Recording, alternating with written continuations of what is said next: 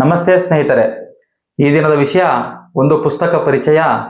ನೋಡಿ, ವಾತ್ಸಾಯನ ಕಾಮಶಾಸ್ತ್ರ.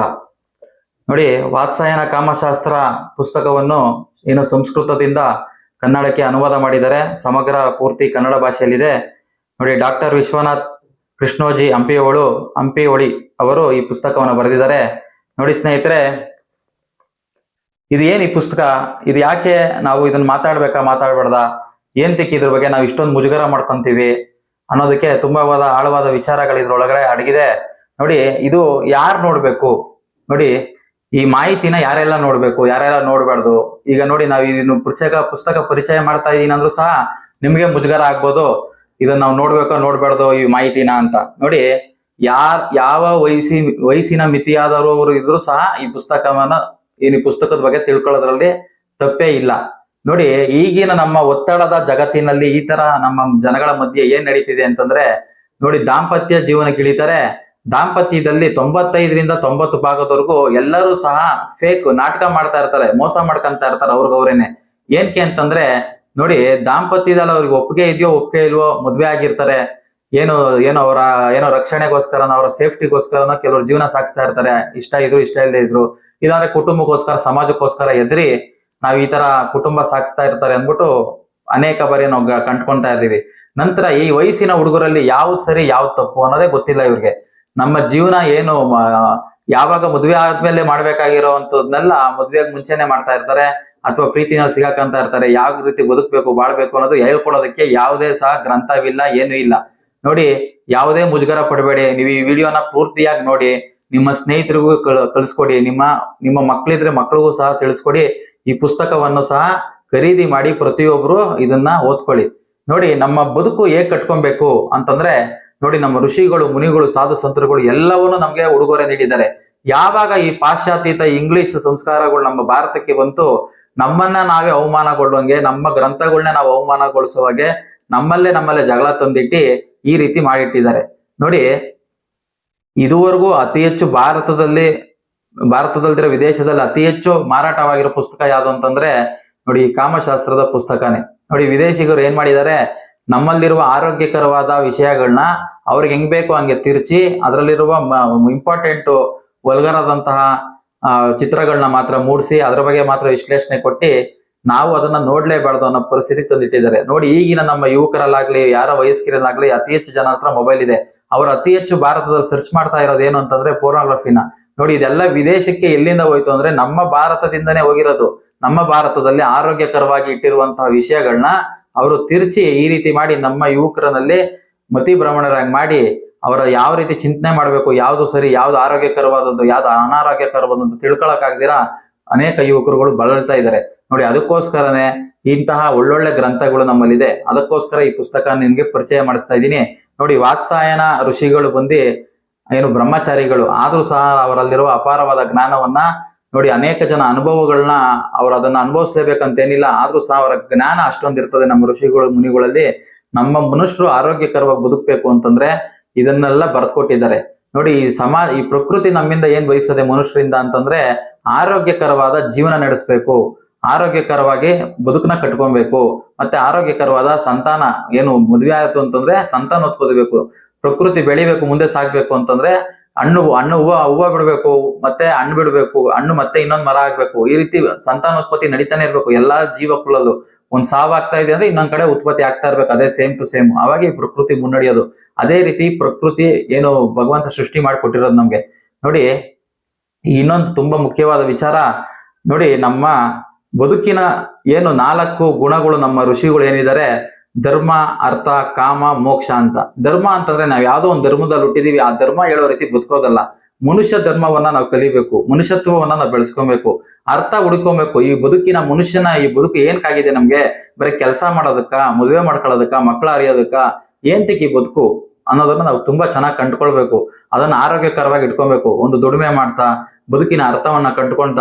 ಕಾಮ ಅಂತಂದ್ರೆ ಅದು ಪ್ರಕೃತಿ ನಿಯಮ, ಅದನ್ನ ನಿರ್ಗ್ರಹಿಸೋದಕ್ಕೆ ಎಲ್ಲರಿಂದಲೂ ಸಾಧ್ಯ ಇಲ್ಲ. ಸಾಧು ಸಂತರುಗಳು, ತಪಸ್ವಿಗಳು, ಋಷಿಮುನಿಗಳಿಂದ ಮಾತ್ರ ಸಾಧ್ಯ.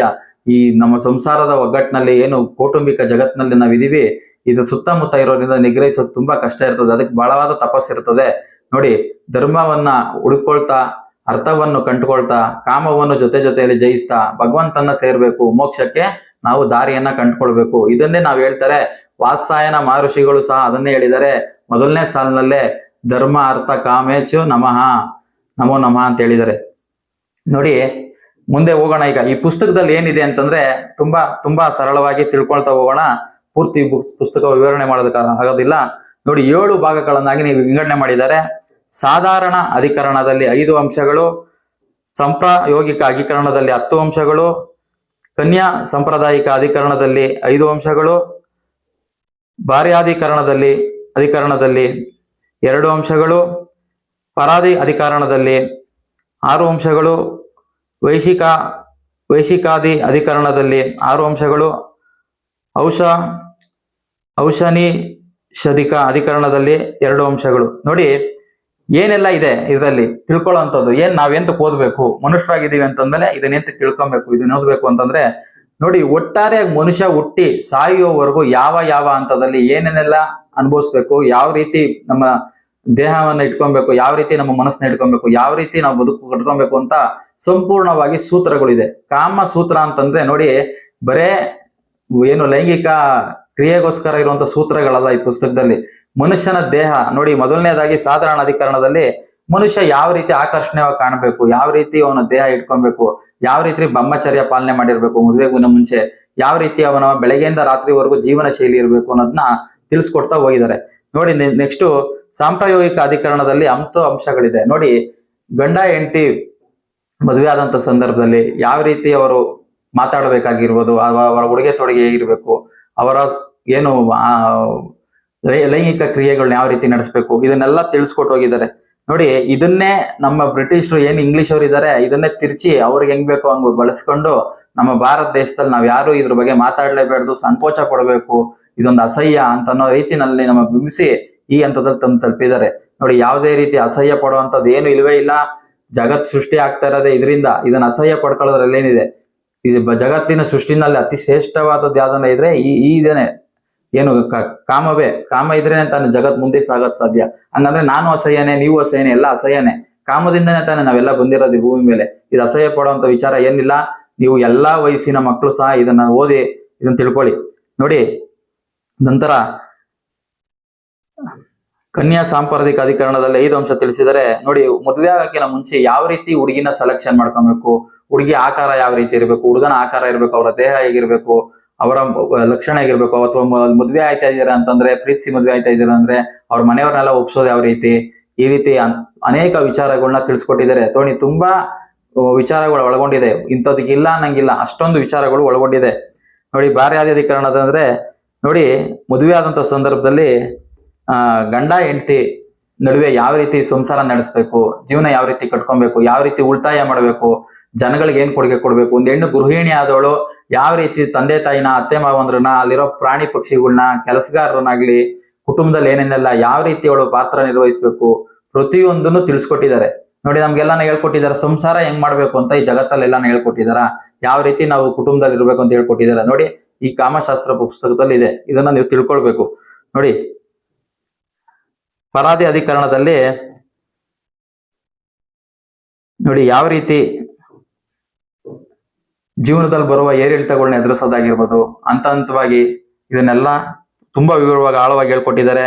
ಮತ್ತೆ ವೇಶ್ಯಾಕಿ ಅಧಿಕರಣದಲ್ಲಿ ವೇಶ್ಯೆ ಯಾವ ರೀತಿ ಇರಬೇಕು, ಅವಳು ಜನರನ್ನ ಆಕರ್ಷಣೆ ಪಡೋದು ಹೆಂಗೆ, ಜನಗಳನ್ನ ಯಾಕೆ ಅಟ್ರಾಕ್ಟ್ ಮಾಡ್ಬೇಕು, ಯಾವ ಸಂದರ್ಭದಲ್ಲಿ ಯಾವ ರೀತಿ ಇರಬೇಕು ಅಂತ ಅವ್ರಿಗೂ ಸಹ ಮಾರ್ಗದರ್ಶನ ನೀಡಿದ್ದಾರೆ. ನಂತರ ಔಷಧಿಗಳು ಯಾವ್ದನ ಔಷಧಿ ಅಧಿಕರಣದಲ್ಲಿ ನೋಡಿ 2 ಅಂಶ ತಿಳಿಸ್ಕೊಟ್ಟಿದ್ದಾರೆ. ಅನಾರೋಗ್ಯಕ್ಕೆ ತುತ್ತಾದಾಗ ಅಥವಾ ಇದರಲ್ಲಿ ಏನಾರ ತೊಡಕಾದಾಗ ಯಾವ ರೀತಿ ಔಷಧೋಪೀಕರಣ ಮಾಡ್ಕೊಬೇಕು, ಅನೇಕ ಈ ದೇಹದ ವಿಚಾರದಲ್ಲಾಗಿರ್ಬೋದು ಇದೆಲ್ಲ ತಿಳಿಸ್ಕೊಟ್ಟಿದ್ದಾರೆ.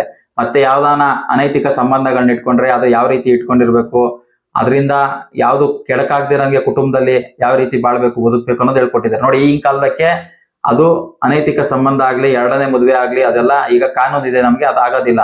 ನೋಡಿ ಹಿಂದಿನ ಕಾಲದಲ್ಲಿ ರಾಜರುಗಳು ಅಥವಾ ಬೇರೆ ಬೇರೆ ಹಂತದಲ್ಲಿ ಆಸ್ತಿಗಳನ್ನ, ದೇಶನ ಒಗ್ಗೂಡ್ಸ್ಕೊಳಕ್ಕೆ, ಆ ರಾಜ್ಯನ ಒಗ್ಗೂಡ್ಸ್ಕೊಳಕ್ಕೆ ಮದುವೆಗಳು 2-3 ಮದುವೆ ಆಗ್ತಾ ಇದ್ರು. ಮದುವೆ ಆದಂತ ಸಂದರ್ಭದಲ್ಲಿ ಯಾವ ರೀತಿ ಇರಬೇಕು, ಯಾವ ರೀತಿ ಲಕ್ಷಣಗಳನ್ನ ಹೊಂದಿರಬೇಕು, ಮೊದಲನೇ ಹಂತ ಯಾವ ರೀತಿ ಪ್ರಾಮುಖ್ಯತೆ, 2ನೇ ಹಂತ ಯಾವ ರೀತಿ ಪ್ರಾಮುಖ್ಯತೆ, ಈ ತರ ಅನೇಕ ವಿಚಾರಗಳನ್ನ ಒಳಗೊಂಡಿದ್ದಾರೆ. ನೋಡಿ ಭರತ ಮುನಿಗಳು ಏನು ನಾಟ್ಯಶಾಸ್ತ್ರ ಬರೆದಿದ್ದಾರೆ, ಮತ್ತೆ ವಾತ್ಸ್ಯಾಯನ ಕಾಮಶಾಸ್ತ್ರ ಬರೆದಿದ್ದಾರೆ. ಇವೆರಡೂ ಒಗ್ಗೂಡಿ ಇದು ಜೀವನದ ಅಂಶಗಳಿದೆ ನೋಡಿ. ನಮ್ಮ ಎಲ್ಲಾ ದೇವಾಲಯಗಳಲ್ಲೂ ಸಹ ನಾಟ್ಯ ಶಿಲೆಗಳಿರ್ತವೆ, ಮೈಥುನ ಶಿಲೆಗಳಿರ್ತವೆ. ಇದೆಲ್ಲ ಏನ್ ಇಟ್ಟಿದ್ದಾರೆ ಅಂತಂದ್ರೆ ನಾವು ಮನುಷ್ಯರು ಆರೋಗ್ಯಕರವಾಗಿ ಇಡ್ಬೇಕಂತ ನೋಡಿ. ಪುಸ್ತಕ ಎಲ್ಲರೂ ಸಹ ಓದಕ್ ಆಗ್ತಿರಲಿಲ್ಲ, ಏನು ಸಂಸ್ಕೃತ ಭಾಷೆಯಲ್ಲಿ ಇರ್ತದೆ ಅದನ್ನೆಲ್ಲರೂ ತಲುಪಕ್ ಆಗ್ತಿರಲಿಲ್ಲ. ಅದನ್ನೇ ಶಿಲೆ ದೇವಸ್ಥಾನಗಳಲ್ಲಿ ಇದನ್ನೆಲ್ಲ ಕೆತ್ತನೆ ಮಾಡಿ ಇಟ್ಟಿರ್ತಾರೆ.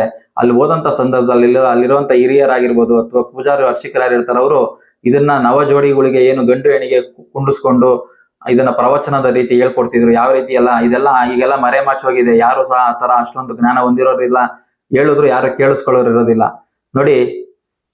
ತುಂಬಾ ಮುಂದಕ್ಕೆ ಮಾತಾಡ್ಕ ಹೋಗೋದಕ್ಕೆ ಇಷ್ಟಪಡೋದಿಲ್ಲ ನೋಡಿ ಸ್ನೇಹಿತರೆ. ವಾತ್ಸಾಯನ ಕಾಮಶಾಸ್ತ್ರ ಏನು ಕಾಮಸೂತ್ರಗಳ ಪುಸ್ತಕ ಇದೆ, ಇದು ನಮ್ಮ ಬದುಕಿನ ಅವಿಭಾಜ್ಯ ಅಂಗವಾಗಿ ನಾವು ಮಾಡ್ಕೊಳ್ಬೇಕು. ಇದರಲ್ಲಿ ಎಲ್ಲಾ ಆಗು ಹೋಗುಗಳಿದೆ. ಮನುಷ್ಯ ಯಾವ ರೀತಿ ಸಂಸಾರ ಮಾಡಬೇಕು, ಯಾವ ರೀತಿ ಮುಂದೆ ಸಾಗ್ಬೇಕು, ಯಾವ ರೀತಿ ದೇಹ ಇಟ್ಕೊಬೇಕು, ಆರೋಗ್ಯ ಇಟ್ಕೊಬೇಕು, ಯಾವ ರೀತಿ ಜೀವನ ಶೈಲಿ ನಡೆಸಬೇಕು, ಯಾವ ರೀತಿ ವ್ಯವಹಾರ ಮಾಡಬೇಕು, ಯಾವ ಯಾವ ಜಾಗದಲ್ಲಿ ಯಾವ ರೀತಿನಲ್ಲಿ ನಾವು ವರ್ತನೆ ಇರಬೇಕು, ಪ್ರತಿಯೊಂದು ಒಳಗೊಂಡಿದೆ. ಒಂದು ಸಂಪೂರ್ಣ ಯುವತಿ ಅಥವಾ ಸಂಪೂರ್ಣ ಒಂದು ಯುವಕ ಆಗ್ಬೇಕು ಅಂತಂದ್ರೆ ನಮ್ಮ ಹಿಂದೂವಿನ, ನಮ್ಮ ಸಂಸ್ಕಾರದ, ನಮ್ಮ ಏನು ಸನಾತನ ಧರ್ಮದಲ್ಲಿದೆ ಎಲ್ಲವೂ ಇಲ್ಲಿಂದನೇ ಬೇರೆ ದೇಶಕ್ಕೆ ಹೋಗಿರೋದು. ಬೇರೆಯವ್ರನ್ನ ನೋಡಿ ನಿಮ್ಮ ಮನಸ್ಸು ಚಂಚಲ ಮಾಡ್ಕೊಂಬೇಡಿ. ನಮ್ಮ ಹಿರಿಯರು ಬರ್ಕೊಂಡ ಮಾರ್ಗದರ್ಶನದಲ್ಲಿ ಬಂದಾಗ ನೀವು ಆರೋಗ್ಯಕರವಾಗಿರೋದಲ್ಲಿ ಯಾವುದೇ ಸಂಶಯವಿಲ್ಲ ನೋಡಿ. ಇದನ್ನ ನೀವು ಯಾವ ರೀತಿ ಓದ್ಬೇಕು ಅಂತಂದ್ರೆ ಯಾರು ಬೇಕಾದ್ರೂ ಓದ್ರಿ. 15-16 ವಯಸ್ಸು ಮೇಲ್ಕೊಟ್ಟಿರೋ ಹುಡುಗರಾಗ್ಲಿ ಯುವತಿಯರಾಗ್ಲಿ ಪ್ರತಿಯೊಬ್ರು ಇದನ್ನ ನೋಡಿ. ಇದು ಯಾವ್ದಾನ ಬರ್ತ್ಡೇಗಳಿಗೆ ಉಡುಗೊರೆ ಹಾಕೊಡಿ, ಅಥವಾ ನವ ಜೋಡಿಗಳು ಮದುವೆ ಆಗಿ ದಂಪತಿಗಳು ಯಾರಿದ್ದಾರೆ ಅವ್ರಿಗೆ ಮದುವೆ ಆದಂತ ಸಂದರ್ಭದಲ್ಲಿ ಈ ಪುಸ್ತಕವನ್ನು ಉಡುಗೊರೆ ಹಾಕೊಡಿ. ನೀವು ಉಡುಗೊರೆ ಕೊಡ್ಲಿಲ್ಲ ಅಂದ್ರೆ ನಾವು ಓದ್ಲೇಬೇಕು ಅಂತಂದ್ರೆ ದಯವಿಟ್ಟು ಖರೀದಿ ಮಾಡಿ. ಆನ್ಲೈನ್ ಅಲ್ಲಿ ಸಿಗ್ತದೆ. ನಾವೇನು ಪ್ಯಾಂಟು ಶರ್ಟು ಬ್ಯಾಡದೇ ಇರೋ ವಸ್ತುಗಳನ್ನ ತರಿಸ್ಕೊಂಡು ನಾವು ಯೂಸ್ ಮಾಡ್ತೀವಿ ಅಲ್ವೋ, ಅದೇ ರೀತಿ ಈ ಪುಸ್ತಕನು ಸಹ ಪ್ರತಿಯೊಬ್ರು ಮನೆಯಲ್ಲಿ ಇರಲೇಬೇಕು. ಇದನ್ನ ತಿಳ್ಕೊಂಡಾಗ ಮಾತ್ರ ಸಮಾಜದಲ್ಲಿ ನಾವು ಆರೋಗ್ಯಕರವಾಗಿ ನೆಮ್ಮದಿಯಾಗಿ ಜೀವನ ನಡೆಸೋದಕ್ಕೆ ಸಾಧ್ಯ. ಇದು ಯಾವುದೇ ಮುಜುಗರ ಪಡುವಂತದ್ದು ಯಾವುದೇ ವಿಷಯಗಳಿಲ್ಲ. ಎಲ್ಲವೂ ಸಹ ಮನುಷ್ಯ ಆರೋಗ್ಯಕರವಾಗಿ ಯಾವ ರೀತಿ ಬದುಕಬೇಕು ಅನ್ನೋದನ್ನೇ ಈ ಪುಸ್ತಕ ಪೂರ್ತಿಯಾಗಿ ತಿಳಿಸ್ಕೊಟ್ಟಿದ್ದಾರೆ. ಎಲ್ಲರಿಗೂ ಒಳ್ಳೇದಾಗ್ಲಿ. ಯಾವುದೇ ಭಾವನೆಗಳಿಗಾಗ್ಲಿ ಅಥವಾ ಮನಸ್ಸಿಗೆ ಬೇಜಾರು ಮಾಡೋ ರೀತಿ ನಮ್ಮ ಉದ್ದೇಶ ಅಲ್ಲ. ಎಲ್ಲ ಕುಟುಂಬದಲ್ಲಿ ಶಾಂತಿ, ನೆಮ್ಮದಿ, ಸಂತೋಷ ಶಾಶ್ವತವಾಗಿ ನೆಲೆಸ್ಬೇಕು. ಅದಕ್ಕೋಸ್ಕರ ಮನುಷ್ಯ ಹುಟ್ಟಿರೋದು. ಯಾವುದೇ ಗೊಂದಲಕ್ಕೋ ಮೂಢನಂಬಿಕೆಗೋ ಬ್ಯಾಡದೇ ಇರುವಂತ ಕಲಾಪಗಳಿಗೋ ಮನಸ್ಸನ್ನ ವಿಕೃತಗೊಳಿಸ್ಕೊಂಡು ಸಂಸಾರ ಹಾಳು ಮಾಡ್ಕೊಂಡು ಜೀವನ ಹಾಳು ಮಾಡ್ಕೊಂಡು ಮುಂದೆ ಸಾಗೋದಕ್ಕೆಲ್ಲ ನಾವು ಹುಟ್ಟಿರೋದು. ಆರೋಗ್ಯಕರವಾಗಿ ಬದುಕಬೇಕು ಅನ್ನೋದಕ್ಕೋಸ್ಕರನೇ ನಮ್ಮ ಹಿರಿಯರು, ದಾಸರು, ಶರಣರು, ವಚನಕಾರರಾಗಿರ್ಬೋದು, ಋಷಿ ಮುನಿಗಳಾಗಿರ್ಬೋದು ಎಲ್ಲರೂ ಸಹ ನಮ್ಗೆ ಮಾರ್ಗದರ್ಶನ ನೀಡಿದ್ದಾರೆ. ನೀವು ಯಾರಾನ ಹುಡುಕ್ಬೇಕು ಈ ಜಗತ್ನಲ್ಲಿ ಅಂದ್ರೆ ಯಾವುದೇ ಬೇರೆ ಬೇರೆ ಪಾಶ್ಚಾತ್ಯದ ಆಚರಣೆಗಳನ್ನಾಗ್ಲಿ ಅವರ ಮಾತುಗಳನ್ನಾಗ್ಲಿ ನೀವು ಹುಡ್ಕೋದ್ರಿಂದ ನೀವು ಇನ್ನ ಕೆಳಮಟ್ಟಕ್ಕೆ ಹೋಗ್ತಾ ಇರ್ತೀರಾ ನೋಡಿ. ಮೊಬೈಲ್ ನಲ್ಲಿ ಅನೇಕ ವಿಚಾರಗಳನ್ನ ನೋಡಿ ನೋಡಿ ಅದೇ ಸತ್ಯ ಅಂತ ಅನ್ಕೊಂತೀರಾ, ಅದೆಲ್ಲ ಸುಳ್ಳಾಗಿರ್ತದೆ ಸ್ನೇಹಿತರೆ. ನೀವು ಯಾವಾಗ ಪುಸ್ತಕದ ಜ್ಞಾನ ಬರ್ತದೆ, ನಿಮ್ಗೆ ಅಧ್ಯಯನದ ಜ್ಞಾನ ಇರ್ತದೆ, ಅದು ಶಾಶ್ವತವಾದದ್ದು. ಅದು ನಿಮ್ಮನ್ನ ಧೈರ್ಯವಾಗಿ ಬದುಕನ್ನ ಕಟ್ಟೋದಕ್ಕೆ ಸಾಧ್ಯ ಆಯ್ತದೆ ನೋಡಿ. ಆ ನಿಟ್ಟಿನಲ್ಲಿ ಇದು ಸಹ ಒಂದು ಪುಸ್ತಕ. ಆ ಪುಸ್ತಕದಲ್ಲಿ ಇರುವಂತ ಮಾಹಿತಿ ನನಗೆ ತಿಳಿದುಗಟ್ಟ ಮಟ್ಟಿಗೆ ಯಾರಿಗೂ ಮುಜುಗರ ಆಗದೆ ಇರೋ ರೀತಿನಲ್ಲಿ ಸ್ವಲ್ಪ ಮಟ್ಟಕ್ಕೆ ನಾನು ವಿವರಣೆ ನೀಡಿದ್ದೀನಿ ಅಂತ ಅನ್ಕೊಂತೀನಿ. ಎಲ್ಲರಿಗೂ ಏನಾರ ಪ್ರಶ್ನೆ ಇತ್ತು ಅಂತಂದ್ರೆ ಕಮೆಂಟ್ ಮೂಲಕ ತಿಳಿಸಿ. ಈ ವಿಡಿಯೋನ ಪ್ರತಿಯೊಬ್ರು ಶೇರ್ ಮಾಡ್ಕೊಳ್ಳಿ, ಪ್ರತಿಯೊಬ್ಬರಿಗೂ ಹಂಚಿ. ಜ್ಞಾನ ಅನ್ನೋದು ಹಂಚೋದಕ್ಕಿರೋದು, ನಮ್ಮಲ್ಲೇ ಕೂಡಿಟ್ಕೊಳ್ಳೋದಕ್ಕಲ್ಲ ನೋಡಿ. ಈ ನಿಟ್ಟಿನಲ್ಲಿ ನಾನು ನಿಮ್ಗೆ ಎಲ್ಲ ತಿಳಿಸ್ಕೊಟ್ಟಿದ್ದೀನಿ ಅನ್ಕೊಂತೀನಿ. ಎಲ್ಲರಿಗೂ ಒಳ್ಳೇದಾಗ್ಲಿ. ಆತ್ಮ ನಮಸ್ಕಾರ. ಓಂ ನಮಃ ಶಿವಾಯ. ಶಿವಾಯ ನಮಃ.